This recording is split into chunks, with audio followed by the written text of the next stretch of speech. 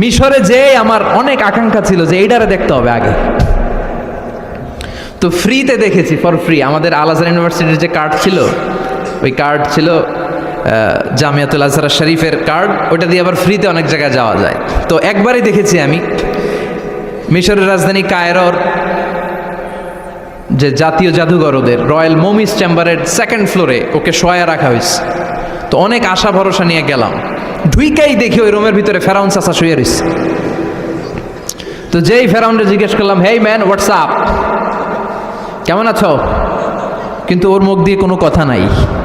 অনেক কিছু জিজ্ঞেস করলাম যে তোর এত বড় কলিজা হইল কেমনে, তুই আমার নবী মুসারে ধমক দিলি কি করে, আল্লাহর পয়গম্বরকে তুই ধমক দিয়েছিস, তোর এত বড় বকের পাটা কে দিয়েছে? অনেক কথা বললাম, কিন্তু আজকে ওর কোনো আওয়াজ নাই। আমিও পাইছি সুযোগ, আমারে কওয়ারও সুযোগ নাই। ইচ্ছা মতো দোলাই করলাম ফেরাউন রে। আল্লাহু আকবার। ওর ধমকিতে নাকি মিশরের জমিন কাঁপতো, কিন্তু আজকে ওরা শুটকি বানায় রাখছে কে? এজন্য ওর মতো গাদ্দারে যদি এখনো কেউ করে, ওর থেকে শিক্ষা নেওয়ার দরকার আছে না নাই?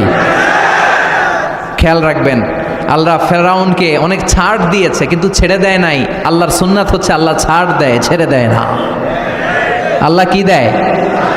কি দেয় না? ফেরাউনরে কি দিছিল? কি দেয় নাই? নমরুদরে কি দিছে? কি দেয় নাই? আবু জাহেলকে ছাড় দিয়েছে, ছেড়ে দেয় নাই।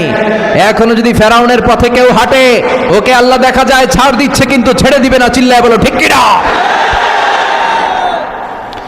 পৃথিবীতে কেউ তো স্থায়ী হয় না, হোক না সে ফেরাউন কিবা নমরুদ। কেউ ভাবে চিরদিন রয় না, কেউ ভাবে চিরকাল রয় না।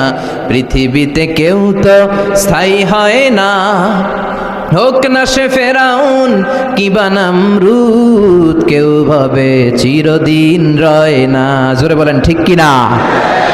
কেউ থাকবে না, চলে যেতে হবে। এজন্য খুব সাবধান। আল্লাহ বললেন, গোলাম, পেটের সমস্যা বড় সমস্যা না, যৌন সমস্যা বড় সমস্যা না। মানুষ বানর থেকে আসে নাই, মানুষকে আশরাফুল মাখলুকাত বানিয়েছে কে? আবার মানুষকে আল্লাহর খলিফা বানিয়েছে কে? ইন্নী জাইলুন ফিল আরদি খলিফা। আমি মানুষকে দুনিয়ার বুকে আমার প্রতিনিধি বানিয়েছি। সুবহানাল্লাহ। আমরা আল্লাহর প্রতিনিধি, ভাইস জেরেন্ট অফ আল্লাহ, লিইজরাই আহকামিহি ওয়া লিতানফিযি আওয়ামিরিহি ফিদ দুনিয়া। এই দুনিয়ার বুকে আল্লাহর আদেশ নিষেধ বাস্তবায়ন করার জন্য তার খলিফা হয়ে আমরা পৃথিবীতে এসেছি। চিল্লায় বলেন ঠিক কিনা?